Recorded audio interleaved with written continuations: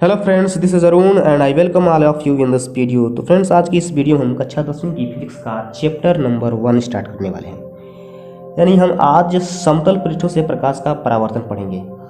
ये जो चैप्टर है इसका 2 वीडियो बनेगा, एक पार्ट 1 है, इसका एक पार्ट 2 भी आएगा। तो पार्ट 1 में हम क्या क्या जानेंगे, यानी इस वीडियो में हम सिर्फ प्रकाश के बारे में जानेंगे। प्रकाश का गुण क्या क्या है, प्रकाश का स्रोत क्या है और प्रकाश की जो परिभाषाएं हैं उसको हम देखेंगे। ठीक है, तो जो उसका सेकेंड वीडियो आएगा उसमें हम प्रकाश का परावर्तन, उत्क्रमणीयता, प्रतिबिंब, दर्पण, पार्श्व उत्क्रमण, ये सभी टॉपिक्स हम पार्ट 2 में देखेंगे। ये सिर्फ एक इंट्रोडक्शन वीडियो है, यानी बेस मजबूत करने के लिए ये पढ़ाया जा रहा है इसमें। तो इस वीडियो को अगर आप नहीं देखेंगे तो सेकेंड पार्ट नहीं समझ में आएगा। ठीक है, तो ये बेसिक्स नॉलेज इसमें मैंने दिया है, अच्छे से पढ़िएगा। और हाँ, वीडियो को ऐसे देखिए, एकदम ध्यान से देखिए, ताकि इस वीडियो को फिर दोबारा देखने की ज़रूरत ना पड़े। ठीक, क्योंकि अब टाइम बहुत कम है। तो चलिए शुरू करते हैं और सबसे पहले जान लेते हैं कि प्रकाश क्या है। ठीक है, तो आ जाइए, प्रकाश क्या है जान लेते हैं। तो प्रकाश का सबसे बेसिक डिफिनीशन कहता है कि प्रकाश एक ऊर्जा का रूप है जिसकी सहायता से हमें वस्तुएं दिखाई देती हैं। मतलब अगर प्रकाश ना हो तो वस्तुएं हमें नहीं दिखाई देंगी। और प्रकाश क्या है? प्रकाश एक ऊर्जा का रूप है, ये ध्यान दीजिएगा, प्रकाश एक ऊर्जा का रूप है। और सबसे सटीक डिफिनीशन कहता है कि प्रकाश एक विद्युत चुंबकीय विकिरण है, यानी प्रकाश एक विद्युत चुंबकीय विकिरण है। इस लाइन का मतलब समझते हैं, अच्छे समझिए, यहाँ पे ध्यान दीजिएगा, नहीं तो समझ में नहीं आएगा। ठीक है, तो प्रकाश विद्युत चुंबकीय विकिरण है, तो सबसे पहले समझते हैं कि विकिरण क्या है। ठीक है, यानी विकिरण क्या है।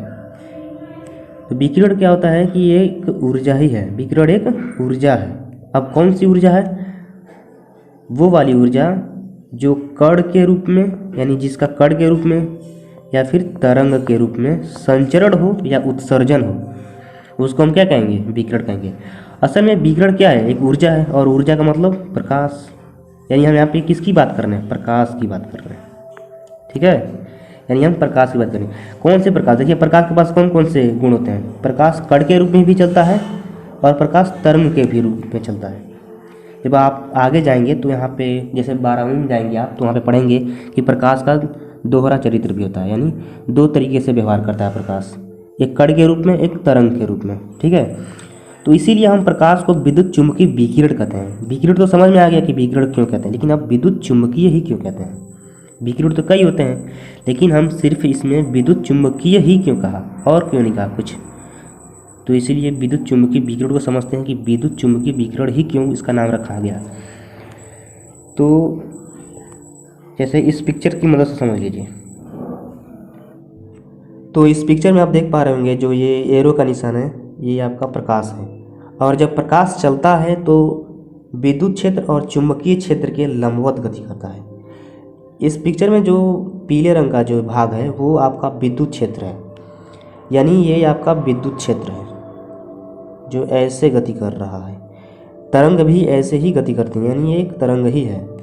और ये जो नीले रंग का है वो आपका चुंबकीय क्षेत्र है जो ऐसे गति करती है। और देख सकते हैं आप, ये दोनों आपस में भी एक 90 अंश का कोण बनाते हैं, यानी ये भी एक दूसरे के लंबवत हैं। ठीक है, यानी ये एक दूसरे के लंबवत है, और प्रकाश भी इनके लंबवत है।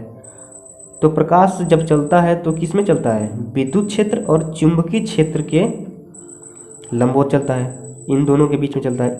इसीलिए हम इसे क्या कहते हैं? विद्युत चुंबकीय विकिरण कहते हैं। प्रकाश एक विकिरण है, जानते हैं, और किस में चलता है? चुंबकीय क्षेत्र और विद्युत क्षेत्र में चलता है। इसीलिए इसको हमने कहा प्रकाश एक विद्युत चुंबकीय विकिरण है। ठीक है, समझ में आ गया? इस लाइन का मतलब यही था। इस पिक्चर में जो ये वाला पार्ट है वो तरंग दैर्घ्य को दर्शाता है। अब तरंग दैर्घ्य को दर्शाने के लिए हम लेमडा का प्रयोग करते हैं, यानी इसे हम लेमडा बोलते हैं। ठीक है, इसको हम लेमडा बोलते हैं। इससे हम क्या दर्शाते हैं? इससे हम वेवलेंथ को दर्शाते हैं, यानी कि तरंग दैर्घ्य को दर्शाते हैं। अब क्वेश्चन ये बनता है कि तरंग दैर्घ्य किसे कहते हैं। अब इस क्वेश्चन को समझने के लिए इस पिक्चर में देखिए, यहाँ पे देखिए, इसका एक बिंदु और यहाँ पे एक दूसरा बिंदु। मान लीजिए ये ए बिंदु है और ये बी बिंदु है। ठीक, तो ए से लेके बी तक की जो दूरी है वही आपकी क्या है? वेवलेंथ है, यानी तरंग दैर्घ्य है।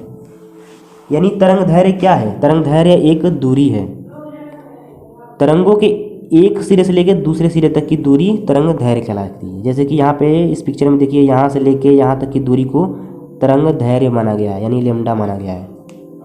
ठीक है, तो अब इन्हीं तरंग दैर्घ्यों के आधार पे, इन्हीं वेवलेंथों के आधार पे विद्युत चुंबकीय तरंगों को एक खास अंतराल में बांटा गया है, और उसी अंतराल को हम क्या बोलते हैं? विद्युत चुंबकीय स्पेक्ट्रम बोलते हैं। तो चलिए हम विद्युत चुंबकीय स्पेक्ट्रम को समझ लेते हैं पहले। तो फ्रेंड्स, इसे हम विद्युत चुंबकीय स्पेक्ट्रम कहते हैं। तो सबसे पहले फिर से समझ लेते हैं कि एक विद्युत चुंबकीय स्पेक्ट्रम क्या होता है। तो विद्युत चुंबकीय स्पेक्ट्रम हम उसे कहते हैं जब हम विद्युत चुंबकीय तरंगों को उनके तरंग दैर्घ्य के आधार पे एक खास अंतराल में बांट देते हैं या रख देते हैं, तो उससे प्राप्त जो स्पेक्ट्रम होता है वो विद्युत चुंबकीय स्पेक्ट्रम कहलाता है। जैसे कि यहाँ पे आप देख सकते हैं कि जितनी तरंगे यहाँ पे जा रही हैं, जैसे कि यहाँ पे रेडियो वेव्स है और माइक्रोवेव्स है और इंफ्रारेड वेव्स है, अल्ट्रा वायलेट रे है और एक्सरे है और यहाँ पे गामा किरणें हैं।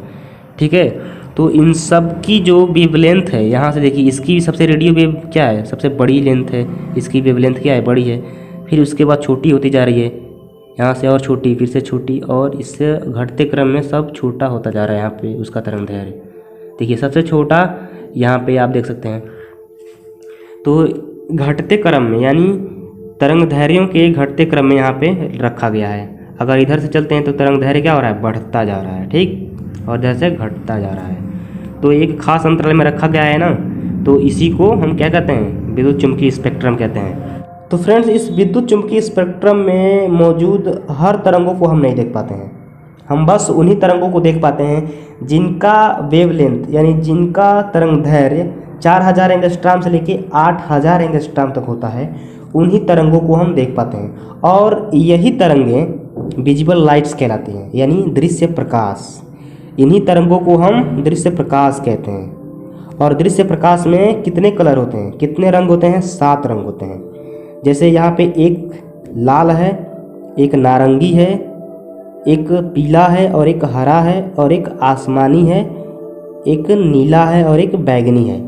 टोटल कितने कलर हुए? 1 2 3 4 5 6 7, यानी 7 कलर होते हैं दृश्य प्रकाश में, जिसको हम रेनबो भी बोलते हैं ना, वही इसको हम दृश्य प्रकाश कहते हैं। दृश्य प्रकाश का तरंग दैर्घ्य कितना होता है? 4000 से लेके 8000 एंगस्ट्रॉम तक, ये लगभग में वैल्यू है। ठीक है, तो अब हम अपने नेक्स्ट टॉपिक पे चलते हैं।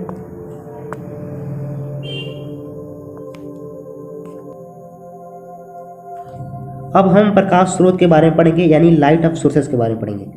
तो सबसे पहले ये जान लेते हैं कि प्रकाश स्रोत क्या होता है। जैसा कि नाम से पता चल रहा है कि प्रकाश को जो देता है उसको हम प्रकाश स्रोत कहते हैं, यानी जिनसे हमें प्रकाश प्राप्त होता है उसे हम प्रकाश स्रोत कहते हैं। और प्रकाश स्रोत जो होता है उनको 2 भागों में बांटा गया है। पहला भाग है दीप्त प्रकाश स्रोत, यानी ल्यूमिनस सोर्सेस। अब दीप्त प्रकाश स्रोत क्या कहलाता है उसको हम देख लेते हैं कि दीप्त प्रकाश स्रोत किसे कहते हैं। तो यार दीप्त प्रकाश स्रोत क्या होता है कि जब कोई वस्तु खुद से प्रकाश उत्पन्न करे, यानी स्वयं प्रकाश उत्पन्न करे, उसको हम दीप्त प्रकाश स्रोत कहते हैं। जैसे कि सूर्य हो गया, सूर्य क्या करता है? स्वयं से प्रकाश उत्पन्न करता है, उसके पास खुद का प्रकाश होता है। ठीक है, तो जैसे कि यहाँ पे देख लीजिए डिफिनीशन क्या कह रहा है। डिफिनीशन कह रहा है कि वे प्रकाश स्रोत जो स्वयं प्रकाश उत्पन्न करते हैं दीप्त प्रकाश स्रोत कहलाते हैं। अब उदाहरण क्या है इसका? इसका उदाहरण है कि सूर्य, तारे, विद्युत बल्ब और भी कई चीज़ें जो प्रकाश उत्पन्न करती हैं। ठीक है, जैसे कि सजीव में एक है, एक कीट है जिसका नाम क्या है? जुगनू है। ठीक है, जुगनू क्या है? जैसे ये आपका एक जुगनू है, ये एक सजीव है और सजीव होने के बाद भी क्या करता है? प्रकाश उत्पन्न करता है। ठीक है, तो ये प्रकाश क्यों उत्पन्न करता है पता है आपको? क्योंकि ये प्रकाश इसलिए उत्पन्न करता है क्योंकि इसके पास एक ल्यूसीफेनिन नामक प्रोटीन होता है, और वह प्रोटीन जब उस ऑक्सीजन के क्रिया में आती है, यानी ऑक्सीजन से जब संपर्क करता है तो प्रकाश उत्पन्न करने लगता है। ठीक है, इसीलिए यही कारण है कि प्रकाश ये उत्पन्न करता है जुगनू रात में। दिन में भी करता है लेकिन दिन में दिखाई नहीं देता सूर्य के प्रकाश के कारण, इसीलिए उसका चमक नहीं दिखाई देता, फीका पड़ जाता है।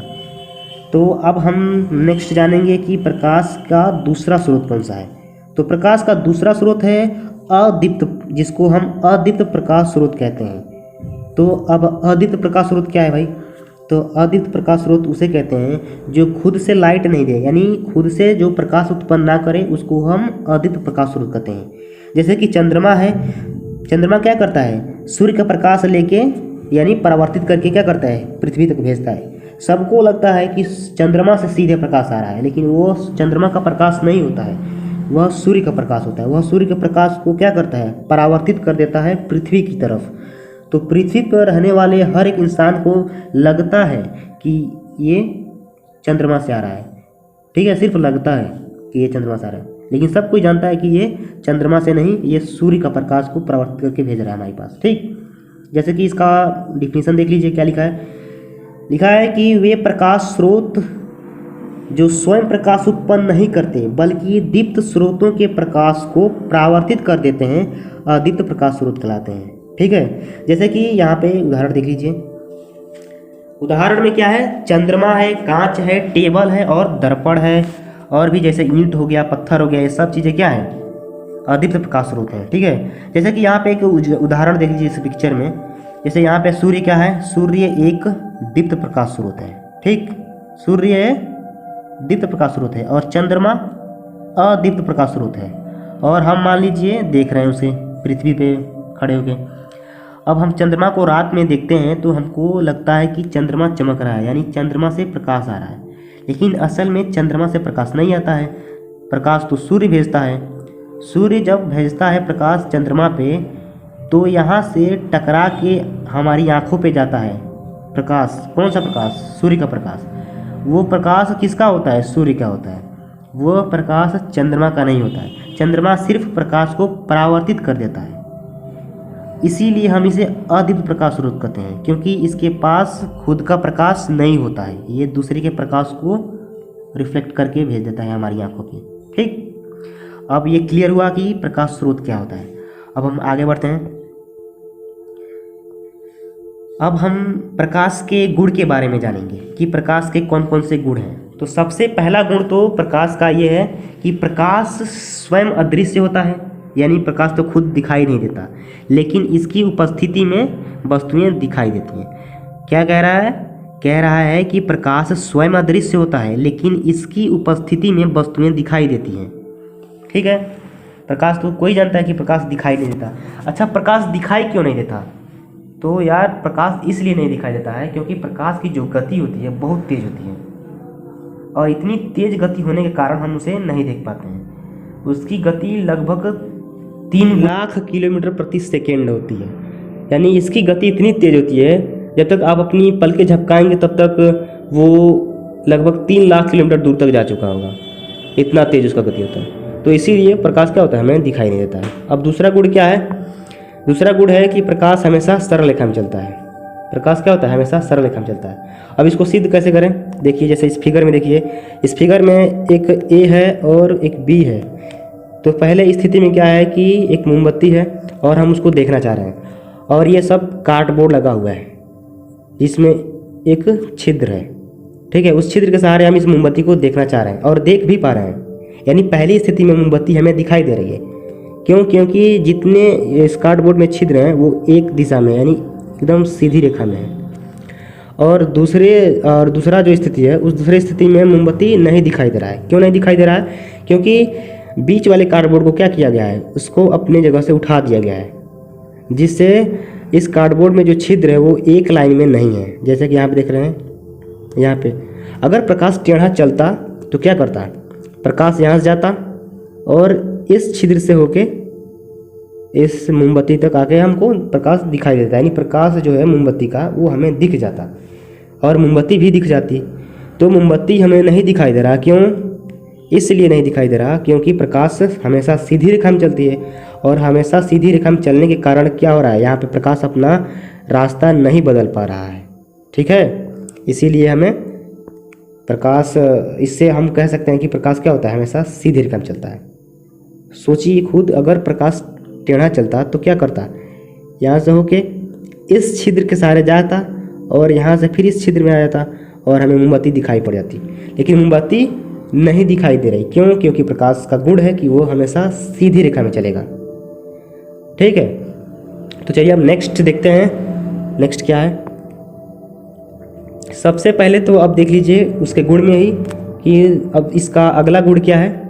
इसका अगला गुण है कि प्रकाश को चलने के लिए किसी माध्यम की आवश्यकता नहीं होती है।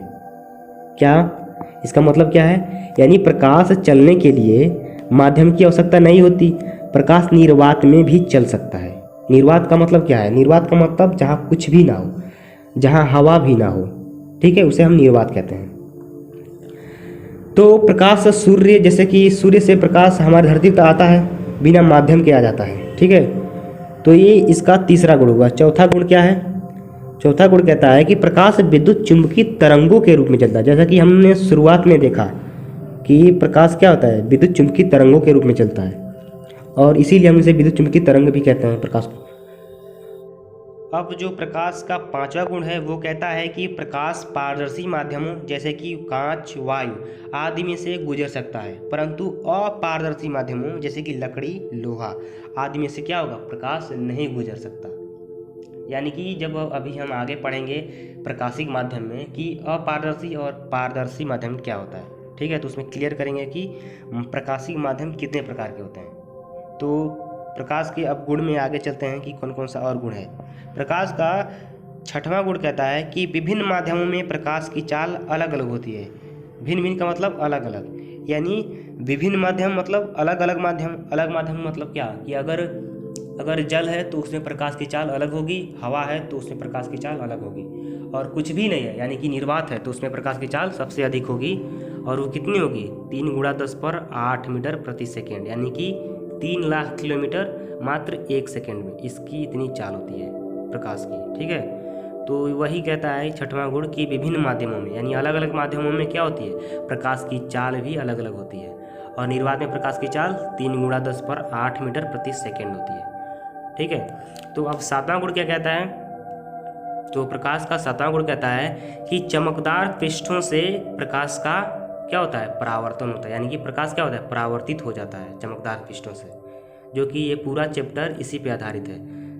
ये चैप्टर किसके बारे में? परावर्तन के बारे में, यानी समतल पृष्ठों से प्रकाश का परावर्तन, जो कि हमने शुरू में देखा। तो ये पूरा चैप्टर इसी पे आधारित है, इसी गुण पे। तो अब आठवां गुण देखते हैं कि वो क्या कहता है। तो आठवां गुण कहता है कि जब प्रकाश एक माध्यम से दूसरे माध्यम में प्रवेश करता है तो प्रकाश अपने पथ से क्या होता है? विचलित हो जाता है। अब माध्यम इसमें आ गया। एक माध्यम का मतलब क्या? ये जो है गुण वो हम प्रकाश के अपवर्तन में पढ़ेंगे। यानी कि जैसे कि अगर प्रकाश जल में है और जल से हवा में प्रकाश प्रवेश कर रहा है तो क्या होगा? वो अपने मार्ग से विचलित हो जाएगा, यानी अपने मार्ग से क्या होगा? हट जाएगा। अगर सीधी लाइन में प्रकाश चल रहा है तो क्या होगा? प्रकाश अपने मार्ग से बेंड हो जाएगा, यानी मुड़ जाएगा। तो हम इसको डिटेल में पढ़ेंगे जब प्रकाश का अपवर्तन वाला चैप्टर पढ़ेंगे, उसमें हम इसको डिटेल में देखेंगे। तो अब प्रकाश के गुण में आगे चलते हैं। तो प्रकाश का जो 9वां गुण है वो कहता है कि दृश्य प्रकाश की तरंग दैर्घ्य जो होती है वो 4000 से 8000 एंगस्ट्रॉम तक होती है। ठीक है, तो अब चलिए आगे चलते हैं। अब आगे का टॉपिक पढ़ लेते हैं, प्रकाशिक माध्यम है। ठीक है, यह है आपका प्रकाशिक माध्यम, यानी कि ऑप्टिकल मीडियम। तो ये जो ऑप्टिकल मीडियम होता है इसको 3 भागों में बांटा गया है। पहला भाग पारदर्शक माध्यम, यानी कि ट्रांसपेरेंट मीडियम। अब पारदर्शक माध्यम क्या होता है इसको हम समझ लेते हैं। जैसा कि इसके नाम से आप पता कर सकते हैं कि पारदर्शक यानी कि पारदर्शक, यानी जिसे हम आर पार देख सकते हैं, जिस वस्तु के आर पार हम देख सकते हैं उसको क्या बोलेंगे? पारदर्शक माध्यम। या फिर ऐसे बोल सकते हैं कि जिसके आर पार प्रकाश क्या हो? गुजर सके, उसको हम क्या बोलेंगे? पारदर्शक माध्यम बोलेंगे। जैसे इस पिक्चर में देखिए आप, इस एग्जाम्पल वाले पिक्चर में यहाँ पे एक लड़का है और उस लड़के के चेहरे पे यहाँ पे एक ग्लास की शीट रखी हुई है, यानी कि चादर रखी हुई है। यहाँ पे इस ग्लास की शीट रखे जाने के बावजूद भी इस लड़के का जो चेहरा है वो हमें बिल्कुल स्पष्ट दिखाई दे रहा है। क्यों दिखाई दे रहा है? क्योंकि ये जो चादर है, ये जो शीट है वो पारदर्शी है, और पारदर्शी होने के कारण क्या हो रहा है? ये चेहरा हमें दिखाई दे रहा है, इसलिए इसे हम क्या बोलेंगे? पारदर्शक माध्यम बोलेंगे। ये पारदर्शक माध्यम का एक उदाहरण है, एग्जाम्पल है। ठीक है, तो अब इस दूसरे वाले पिक्चर में देखिए, सबसे पहले तो आप इस दूसरे वाले पिक्चर में और इस पहले वाले पिक्चर में अंतर स्पष्ट कीजिए कि क्या अंतर है इन दोनों के बीच। तो सबसे पहले आप इसके बाल को देखिए और इसके बाल को देखिए। इसका बाल जो है वो कुछ गाढ़ा है और इसका जो बाल है वो थोड़ा फीका है। फीका क्यों है? क्योंकि ये जो है वो आपका अल्प पारदर्शक माध्यम है। अल्प पारदर्शक माध्यम क्या होता है? अल्प पारदर्शक माध्यम उससे बोलते हैं जिनसे प्रकाश क्या हो, अल्प मात्रा में यानी कुछ मात्रा में पार कर सके, यानी जा सके, गुजर सके, कुछ भी बोलिए। ये क्या होता है आपका पारदर्शक। होता तो है पारदर्शक ही, लेकिन क्या होता है इसको हम अल्प पारदर्शक बोलते हैं, यानी पारभाषक माध्यम ही बोलते हैं। ठीक है, इसमें जो चेहरा होता है वो स्पष्ट नहीं दिखाई देता है, कुछ फीका फीका दिखाई देता है। जैसे कि ट्रेसिंग पेपर हो गया, यहाँ पे जो एग्जाम्पल में दिख रहा है वो क्या है, एक ट्रेसिंग पेपर है। और ट्रेसिंग पेपर के अलावा आप ले लीजिए खुद का जो कॉपी का पेज होता है, वो भी क्या है, एक अल्प पारदर्शक माध्यम है। अगर उस पेज पे आप टॉर्च जलाते हैं तो टॉर्च जो है उसका जो प्रकाश है एकदम फीका दिखाई देता है। क्यों फीका दिखाई देता है? क्योंकि वो जो पेज होता है उससे प्रकाश कम मात्रा में निकल पाता है, इसीलिए वो फीका में दिखाई देता है। तो उसे हम अल्प पारदर्शक माध्यम बोलेंगे। ठीक है, तो अल्प पारदर्शक पढ़ लिया, पारदर्शक भी पढ़ लिया। अब हम क्या पढ़ेंगे, अपारदर्शक क्या होता है ये देखेंगे, यानी कि जिससे प्रकाश क्या हो, आर पार ना जा सके, उसको हम क्या बोलते हैं, अपारदर्शक माध्यम। जैसे इस पिक्चर से समझिए अपारदर्शक क्या होता है। यहाँ पे देखिए, यहाँ पे एक लकड़ी का जो चादर होता है, लकड़ी की जो सीट होती है वो रखी गई इसके चेहरे पे। अब इसके चेहरे पे इस सीट को रखने के बाद क्या हो रहा है, इसका चेहरा ढक जा रहा है, यानी इसका चेहरा जो है वो आर पार नहीं दिख रहा। क्यों? क्योंकि ये एक अपारदर्शी वस्तु है। अपारदर्शी वस्तु से क्या होता है, प्रकाश आर पार नहीं जा सकता। जैसे ईंट दीवार के आर पार हम नहीं देख सकते, तो उसको हम अपारदर्शक माध्यम बोलेंगे। ठीक है, तो फ्रेंड्स ये मेरे ख्याल से आपको क्लियर हुआ होगा प्रकाशिक माध्यम। तो चलिए अब हम आगे चलते हैं और आगे पढ़ते हैं कि क्या टॉपिक्स है। तो हम प्रकाश किरण के बारे में पढ़ेंगे। ठीक है, तो प्रकाश किरण क्या होता है ये समझ लीजिए, क्योंकि यहाँ से आपका जो चैप्टर है, समझिए यहाँ से आपका चैप्टर स्टार्ट होता है। प्रकाश किरण को समझना बहुत इंपॉर्टेंट है। प्रकाश किरण जो है उससे ही हम क्या कहेंगे, वस्तु का जो प्रतिबिंब होता है उसे हम बनाएंगे किरण के द्वारा ही। तो प्रकाश किरण को समझना बहुत ज़रूरी है। तो यहाँ से समझिए, इस एग्जाम्पल से, एक एनिमेशन से समझिए। पहले हम इसका जो डिफिनीसन है वो देख लेते हैं। ठीक है, कि क्या कहता है इसका डिफिनीसन। तो डिफिनीसन क्या कहता है कि जब प्रकाश किसी पारदर्शी माध्यम में सीधी रेखा में चलता है तब प्रकाश के उस पथ को क्या कहते हैं, प्रकाश किरण कहते हैं। जैसे कि अभी हमने देखा पारदर्शी माध्यम, जिससे प्रकाश क्या हो, आर पार जा सके। और यहाँ पे भी लिखा है पारदर्शी माध्यम में, यानी जब प्रकाश किसी पारदर्शी माध्यम में सीधी रेखा में चलता है। जैसे इस एनिमेशन के द्वारा समझिए, ये क्या है आपका, ये आपका एक पारदर्शी माध्यम है। और यहाँ पे अगर हम टॉर्च जलाते हैं, जैसे कि यहाँ पे यह आपका टॉर्च है, यानी प्रकाश स्रोत। ठीक है, अब इस प्रकाश स्रोत से हमने क्या किया, ये क्या है आपका, ये एक पारदर्शी माध्यम है, ये आपका प्रकाश स्रोत है। अब अगर हम इस टॉर्च को जलाते हैं, यानी इस प्रकाश स्रोत को जलाते हैं, तो क्या होगा, इससे प्रकाश निकलेगा और इस पारदर्शी माध्यम को क्या करेगा, पार करेगा। तो ये जो प्रकाश निकल रहा है वो कोई रास्ता फॉलो कर रहा है, यानी किसी रास्ते को अनुसरण कर रहा है। ये क्या है, ये आपका सब किरण है। ठीक है, किरण किसे कहते हैं, किरण उसे कहते हैं जिसका हमें अंत ना मालूम हो, लेकिन शुरुआत कहाँ से हुई है वो मालूम होता है, उसे हम क्या कहते हैं, किरण कहते हैं। और यहाँ पे ये क्या है, प्रकाश किरण। ठीक है, जैसे कि यहाँ पे समझिए, जैसे यहाँ पे देखिए, ये क्या हुआ, प्रकाश निकला आपका। अब ये प्रकाश क्या हो रहा है, ये प्रकाश एक सीधी रेखा में चल रहा है और इसके चलने का जो पथ है उसे हम क्या कहते हैं, प्रकाश किरण कहते हैं। जैसे ये जो लाइन है, ये यहाँ पे ये जो लाइन है क्या है, वो आपका एक प्रकाश किरण है। प्रकाश क्या हो रहा है, जो प्रकाश है वो इसी लाइन को फॉलो कर रहा है, यानी इसी दिशा में और एक बिल्कुल सीधा चल रहा है। तो प्रकाश किरण इसे हम कहते हैं। ठीक है, अब प्रकाश किरण क्या होता है ये आपने समझ लिया। अब प्रकाश में देखिए अनेक किरणें हो सकती हैं, यहाँ पे क्या 1 किरण, 2 किरण, हज़ारों किरणें होती हैं। तो ये आपका प्रकाश किरण हुआ। अब मान लीजिए अब एक स्रोत जला रहे हैं आप, यानी टॉर्च जला रहे हैं, तो उससे प्रकाश जो निकलेगा उससे कई सारी प्रकाश किरणें निकलेंगी। अब उन्हीं किरणों को, उन किरणों के समूह को हम क्या बोलते हैं वो देख लेते हैं। ठीक है, इस चैप्टर में यहाँ पे देखिए, इस भाले भाग में यहाँ पे क्या दिया है, प्रकाश पुंज। अभी हमने क्या देखा, प्रकाश किरण हमने देखा। अब क्या देखेंगे, प्रकाश पुंज देखेंगे, यानी बीम, जिसको हम बीम बोलते हैं। तो यहाँ पे बोल रहा है कि प्रकाश किरणों के समूह को पुंज कहते हैं। अभी हमने देखा एक टॉर्च जलाते हैं हम, तो उससे कई सारी किरणें निकलती हैं। अब उन्हीं किरणों के समूह को हम क्या बोलते हैं, प्रकाश पुंज या फिर प्रकाश किरण पुंज, दोनों कह सकते हैं। ठीक है, उसको इंग्लिश में बीम बोलते हैं।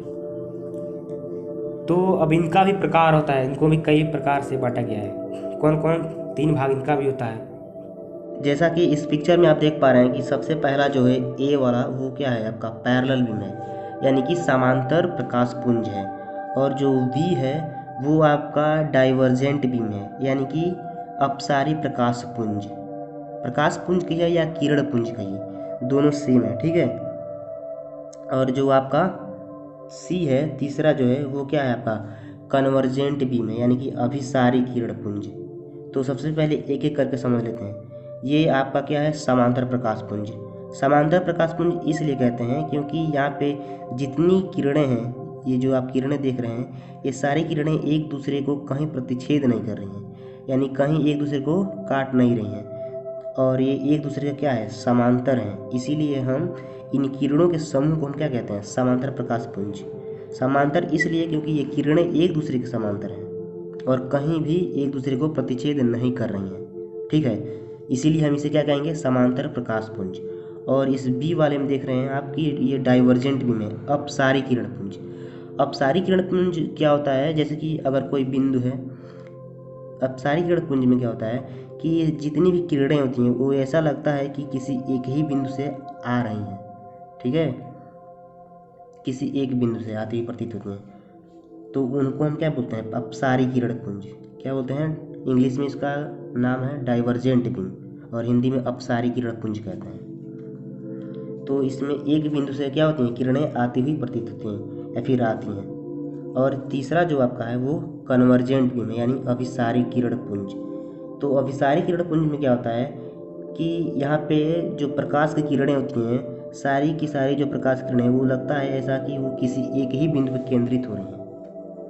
ठीक है, यानी इस वाले में किसी एक बिंदु से आती हुई प्रतीत होती हैं और इस वाले में किसी एक बिंदु पर केंद्रित होती हैं प्रकाश किरणें, तो इसको हम अभिसारी कहते हैं। ये दोनों एक दूसरे के क्या हैं, विपरीत हैं। ठीक है, देखिए यहाँ पे डायग्राम में भी थोड़ा एक दूसरे के विपरीत है। यहाँ पे एरो इस दिशा में लगा हुआ है, यानी कि इस बिंदु से दूर जा रहा है, और यहाँ क्या है, इस बिंदु की ओर आ रहा है। तो यहाँ पे एक यह क्या है, वो अपोजिट साइड है। इन दोनों में एक विपरीत संबंध है। तो ये आपका क्या हुआ, प्रकाश पुंज। अब आपने समझ लिया कि प्रकाश पुंज क्या होता है। एक बार बता दूं कि प्रकाश पुंज किसे कहते हैं। प्रकाश पुंज उसे कहते हैं, किसे, प्रकाश के किरणों के समूह को हम क्या बोलते हैं, प्रकाश पुंज। पुंज का मतलब समूह है। तो चलिए क्या करते हैं कि सारे टॉपिक्स का एक बार हम फास्ट रिवीजन कर लेते हैं, ताकि आपको क्या हो, सारी चीज़ें याद हो जाए। तो सबसे पहले हम लोग वीडियो में एकदम शुरुआत में देखा था कि प्रकाश क्या होता है, उसके बारे में हम लोगों ने जाना था। प्रकाश क्या होता है, तो जल्दी से देख लीजिए। प्रकाश ऊर्जा का वह रूप है जिसकी सहायता से हमें वस्तुएं दिखाई देती हैं।